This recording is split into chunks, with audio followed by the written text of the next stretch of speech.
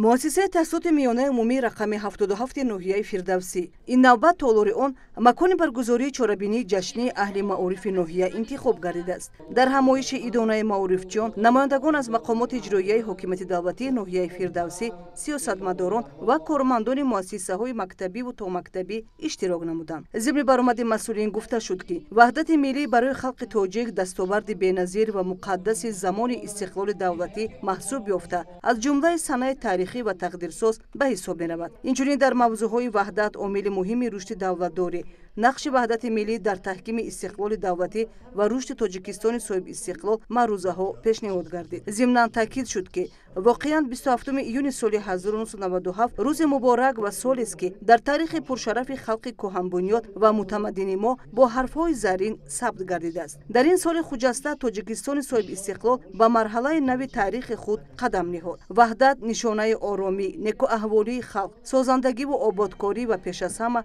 بازگوی بخت بلند هر ملت محسوب می شود که این ارزش بی‌بهای حیات را حفظ می کند. وحدت ملی اساس پیشروی تمامی ترقیات جامعه جمهوری تاجیکستان می باشد.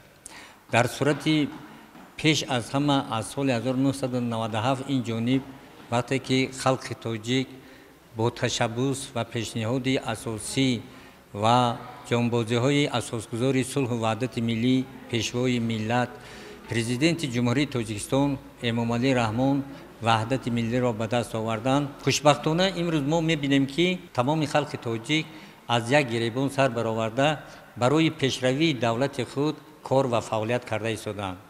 باید قید کرد که در دمام وحدت ملی تمام پیشروی‌های هم اقتصادی، هم سیاسی، هم اجتماعی و هم فرهنگی و دیگر ترقیات مملکت از همین وحدت ملی سرچشمه میگیرد.